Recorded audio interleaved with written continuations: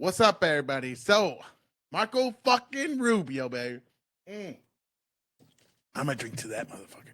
Marco Rubio, Secretary of State, he testified before the Senate Foreign Relations Committee, and this dude was incredible. I loved to see him just taking down these Democrat senators. It was some heated exchange. You gotta love Marco Rubio, man. He grew a pair of fucking balls, this guy, and he's just like owning these libs. I mean, left and right. I'm digging it, man. I'm digging it a lot. Let's go ahead and see some of these exchanges. One of the first ones is my favorite. He basically tells he tells that guy some shit. So what's going on here is he's testifying about cuts with USAID. He's testifying about his interactions with like El Salvador president and foreign leaders. He's talking about his dealings with a lot of deportations and a lot of student visas being revoked. And he's giving like examples and why they're doing this and exactly how they're following the law. And there's no other like how it's not up for debate, how the way the Dems are making it sound like they're just fucking willy-nilly. Hey, you're deported, you're deported, you're deported, you're deported, like fucking Oprah. You know the way Democrats are, they have to hyperventilate and fucking use hyperbolic language and say that all the world's ending, the sky is falling, Chicken Little style, and they're going all crazy and oh my god, it's racist, and look at they brought in white South Africans. Oh my god, what are we gonna do about that? Fuck you. That's what I gotta say to them. I don't give a fuck. Because they're a bunch of idiots and they lie all the time. And yeah, dude, it's ridiculous. Let's go ahead and listen to these exchanges with Marco Rubio and some of the senators. Personally, that I regret voting for you for Secretary of State. I yield back. May I respond? You may sit. Well, first of all, your regret for voting for me confirms I'm doing a good job. Oh! Yes! That's what I'm talking about. You saying that you regret voting for me, fuck you. That means I'm doing a good goddamn job, and you just gotta suck it up, baby. I love it, Marco Rubio. I love it. That's the shit I'm talking about. That's the way you talk to these idiots. Based on what I know. Well, that's your just a record flippant and what you statement, stand Mr. for. Secretary. Can I respond, Mr. Chairman? You may. I didn't ask Senator, questions. please let the secretary have it. That's just a flippant statement, sir. You don't have to be like that. You just finished saying you regret voting for him. He clapped back. If you're going to dish it out, you got to receive it too. So stop acting like a bitch. Happy to, but then I can respond to his. Your time's up, Senator, and willfully used, I might add. Well- Your remarks do not represent the view of this committee. Well, Mr. Chairman- Secretary, please. Well, I can't respond to everything he said because much of these are untrue, but I'll go through a few. First of all, I'm actually very proud of the work we've done with USAID. For example, I don't regret cutting $10 million for male circumcisions in Mozambique. I don't know how that makes us stronger and more prosperous as a nation. Hey, I'm not going to lie, though. We don't need a lot of these anteaters running around in this world like that. Those, ugh.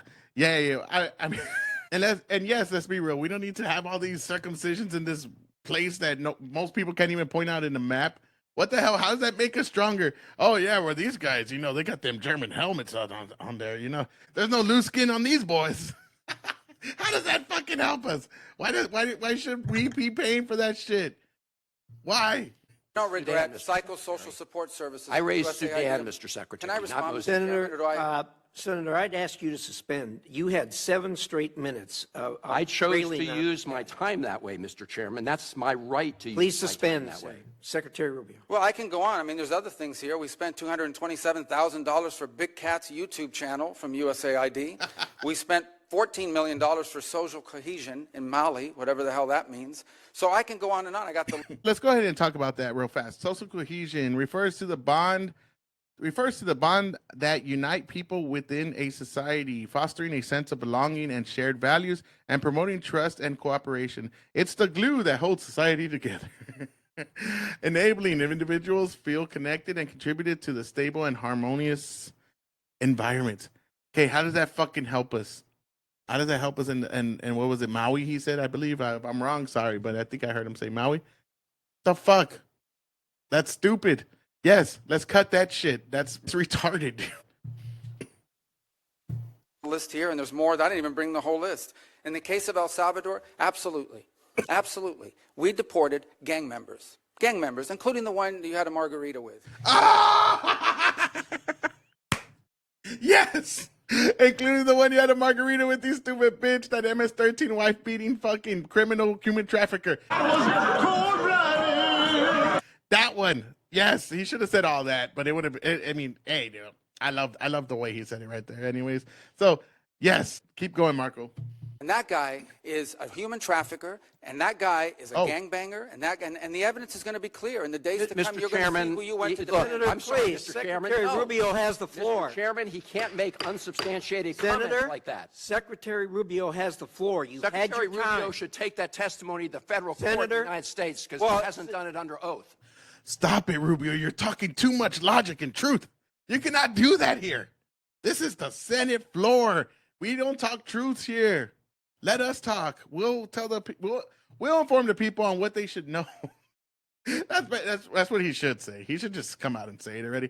Come on, bro. People, you see through this. I hope you do. You see through this. Here's another point, okay?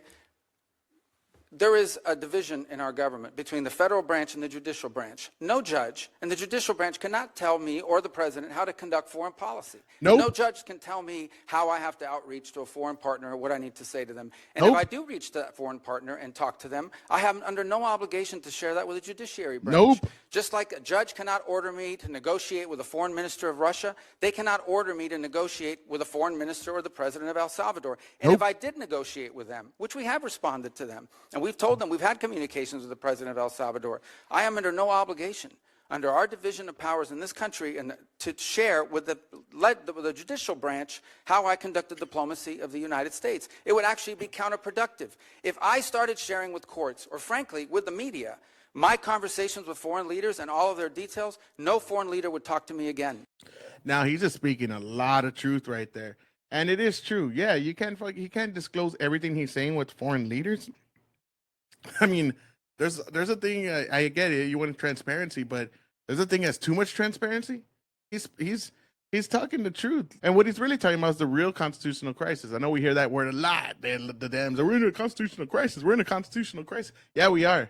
We have a bunch of rogue advocate judges that are overstepping, and they are trying to get a lot of power from the executive. They don't have that power. They cannot tell the executive what to do in certain things. And somebody needs to do something about it. And we need to actually address the issue that's going on with the executive and the judicial. Because the legislative's just sitting with their thumbs up their ass. They ain't doing nothing. So this is the constitutional crisis everybody keeps talking about. Yeah, we need to figure it out. Obligation under our division of powers in this country and to share with the judicial branch how I conducted diplomacy of the United States. It would actually be counterproductive. If I started sharing with courts, or frankly, with the media, my conversations with foreign leaders and all of their details, no foreign leader would talk to me again, and we would break trust with them. So I have complied with every court order. What I won't comply with is an order to disclose what I'm saying and what we're talking about with a foreign leader, because then they won't talk to me. Diplomacy doesn't work that way. About the student visas, let me say this. I don't deport anybody, and I don't snatch anybody. The State Department does not have officers in the street snatching everybody. What I do is revoke visas, and it's very simple. A visa is not a right. It is a privilege. Yeah. People apply for student visas to come into the United States and study. And if you tell me that you're coming to the United States to lead campus crusades, to take over libraries and try to burn down buildings and acts of violence, we're not going to give you a visa. Is that what Ms. Ostork did? We're not going to give you a visa. Is that what she And if you did? do Come that- on, Mr. Secretary. And every single You're one of just these blowing cases, the smoke factors here are now. different. Senator, The bottom line is If anybody's blowing smoke, it's your ass, and you don't shut the fuck up. Your time's up. Your time's up. And yes, there's no scenario that I can see that is not a good thing. If you come to our country, that is a privilege. That is not a right. You don't have a right to America. You have a privilege to come to America. And if you come and start shit, you're going to fuck around, you're going to find out, and you're going to get your ass out of here. Why the fuck do we need agitators here? We have our own agitators. Why are we importing more? That makes zero sense. Zero fucking sense. if you're Senator, coming here to stir up trouble on our campuses, we will deny you a visa. And if you Does have the a First visa Amendment and we find apply you, to we will people revoke living it. in the United States? And we're going to do more. There are more coming. We're going to continue to revoke the visas of people who are here as guests and are disrupting our higher education facilities. People are paying money. These kids pay money to go to school, and they have to walk Writing through a an bunch of op-ed lunatics to the who are Tufts here on student newspapers visas. disrupting the Simple foreign as policy that. of the United I want to States. do more. I hope we can That's find more of these people. pathetic, Mr. In fact, the Secretary. other day, some guys led a riot. I forgot what university it was, and I asked, please, can you find the arrest records of all the people that were arrested at that riot at that campus? Because if any of them have a visa, we're going to revoke I it. feel so much safer All right, when you let's, lock up people like Ms. Ostork, Mr. Secretary. We've had enough time. I love it. I love it. Yes, that's what we need. We need a Secretary of State with some balls, man. That is nice. That is nice. Get the arrest records of all those people agitating, harassing, assaulting, whatever that may be, even if it's just verbally harassing. You do not get to stay here and verbally harass our people. You don't get to stay here and physically harass. You don't get to stay here and tell white people or Jewish people that you don't get to go to class. That's not the way shit should work. No, you don't get to do any of these things, bro. And if you think you can, your ass is gonna be on the first fucking plane out of here, bro. Get the fuck out of here. Just good job, bro. Good job. All right. And another senator had to come and put his 2 cents in, and let's check out this exchange. Africa, did the United States establish a special program to allow South African blacks who were treated as second-class citizens in the apartheid program, a special program so they could claim refugee status in the United States? No, because I was probably in 9th grade or 8th grade at the time. Yeah, well, then I don't expect you to know. That's great, dude. Come on. I'll just tell you, never has there been a program, a special program for Africans to come in as refugees to the United States. We've allowed special programs for people. The Haitians recently in Ohio. What are you talking about? All the fucking black people that came in the last 4 years. That we just skipping through that. Any estimates are from anywhere from 10 to 25 fucking million people. What are you talking about? What are you talking about? Being persecuted for their religion, Soviet-era Jews. We've allowed special programs for people fleeing from communism, Cuba, Vietnam, the Soviet Union. We've never allowed a special program to allow Africans into the United States in an expedited refugee status until now. Afrikaner farmers living in a nation governed by a government of national unity that includes the main Afrikaner party. And actually, an even more right-wing Afrikaner party is also included in the coalition government. Now, would you... You're lying. You know that what they're doing to the Boers there. Now, if you don't know who they are, they're the white South Africans, and they have stadiums. People saying, kill the Boer, kill the farmer, doing all this shit, doing a dance and everything else. Kill the Boer, the farmer. Kill the Boer, the farmer. Come on. You're lying. Agree with me, Mr. Secretary, that if we're interpreting the statutory phrase, a well-justified fear of persecution, we should try to do that in an even-handed way? I think we should try to do that in the interest of the national security of the United States. So okay. Yeah. I agree with you too. We should. Should we try to do it in an even-handed way? So, for example, should we say, if you're persecuted on the grounds of your religion, we'll let you in if you're a Christian, but not if you're a Muslim? I think that the United States has a right to allow into this country and prioritize allowance of who they want to allow to come in. But let's just talk about that in general. Where do you see a bunch of Muslims being persecuted because they're Muslim? Other than China. China's one place, I will say. The Uyghurs, they're getting fucked and they're in slave camps and all that kind of stuff. But no Dems would say, let's bring in a bunch of Uyghurs because their Chinese sugar daddies will not allow that. They'll be like, hell nah. Those sugar daddies will be fucking, bitch, you ain't getting our fucking slaves. Hell no. Now, other than that, where do you see Muslims getting persecuted in any Christian nation or any nation that is non-Muslim? Where? It's only Muslims persecuting other Muslims, yes.